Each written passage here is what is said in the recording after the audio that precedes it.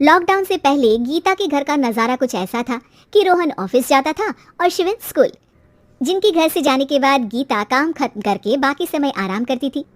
लेकिन लॉकडाउन के बाद ऑफिस और स्कूल घर में ही खुल गए और इससे गीता का हाल वो तो आपको देखने में ही मजा आएगा। शिविन, ओ शिविन, महाराज उठने के लिए क्या 21 तोपों की सलामी लेंगे? अरे बिस्तर से बाहर निकल, ऑनलाइन क्लास स्टार्ट होने वाली है। अरे तुम भी हद करती हो, स्पीकर की तरह चिल्लाने की क्या जरूरत है? दिख नहीं रहा मेरी कॉन्फ्रेंस चल रही है। अब कैमरा और स्पीकर ऑन कर रहा हूँ, मुझे कोई शोर नहीं चाहिए। इस पर जैसे ही रोहन लैपटॉप का कैमरा और स्पीकर ऑन करता है तभी कुकर की सीटी बजती है। करा लो अब इसे चुप। लॉकडाउन नहीं हुआ, मेरी मौत का फरमान जारी हो गया। दोनों बाप बेटे ने नाक में दम किया हुआ है। ऐसा बोलकर गीता वहां से शिविन के कमरे में पहुंच जाती है, जहां शिविन अभी भी सो रहा होता है।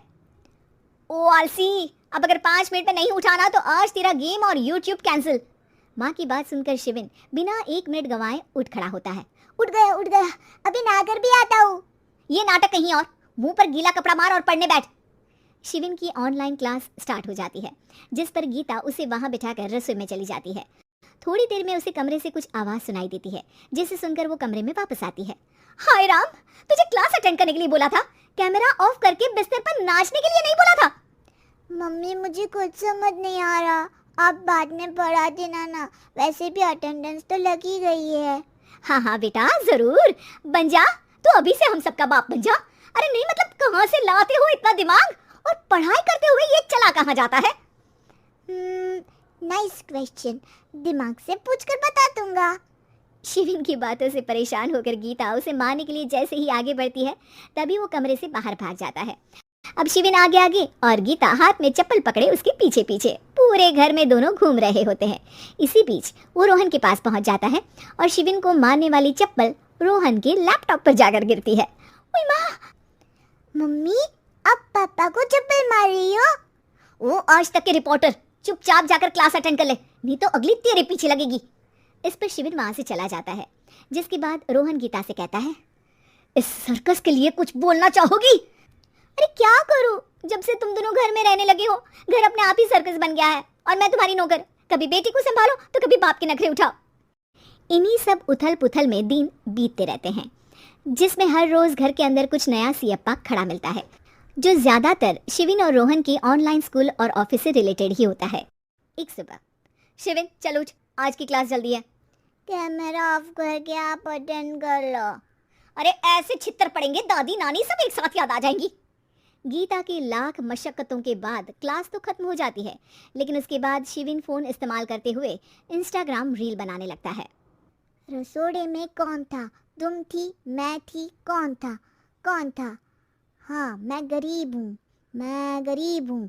अरे ओ गरीब के बेटे, आजा, मैं बनाती हूँ तुझे गरीब। मैं बताती हूँ रसोड़े में कौन था। पढ़ाई करने बोलो तो इनकी माँ मर जाती है, और ये पागलपंतियाँ जितनी मर्जी करा लो। गीता शिविन को डांट रही होती है, तभी रोहन बीच में बोल पड़ता है, अरे बच्चा ही तो है, इतना गुस्सा क्यों कर रही हो?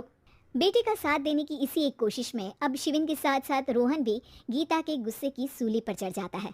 अगर बेटे पर इतना ही प्यार आ रहा है तो इसे क्लास अटेंड क्यों नहीं कराते, इसका होमवर्क क्यों नहीं कराते? उस समय तो बहुत जल्दी मीटिंग आ जाती है, वो काम मैं करूं और यहाँ इस बेफिजुली की चीज में तरफदारी करके बन जाओ महान। हे भगवान, कोई तो इनके ऑफिस और स्कूल खुलवाओ, मैं इन्हें और घर में नहीं सह सकती। अरे कुछ और मांग लेती, क्योंकि तुम्हारी ये विश इस साल तो पूरी होने से रही, कोरोना। हाय नास बेटे ने जिंदगी ही बर्बाद कर दी।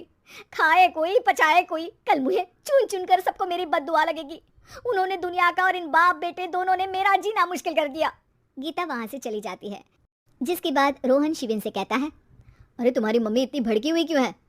आपकी वजह से पूरा समय घर में रहते हो और उस पर कोई काम कराने की जगह बस ऑर्डर देते रहते हो। अच्छा बेटे, सारा इल्जाम मुझ पर, पूरा दिन तो वो तुम पर ही चिल्लाती है। हाँ, मतलब दोनों का 50-50 है, कुछ करना पड़ेगा। वो कहते ना, make the best out of worst. I have an idea. वैसे तुम्हारी माँ सही कहती है, बहुत जुबान चलाने लगे हो, कम बोला करो। अगली सुबह रोहन और शिविन अपनी गलती को सुधारने के लिए गीता के उठने से पहले घर का आधा काम खत्म कर देते हैं, जिसे देखकर गीता खुश हो जाती है और फिर बाकी बचा काम वो तीनों मिलकर पूरा कर लेते हैं। जिसके बाद अब वो सब मिल बांट कर हर काम में एक दूसरे की मदद करते हुए लॉकडाउन का मजा लेने लगते हैं।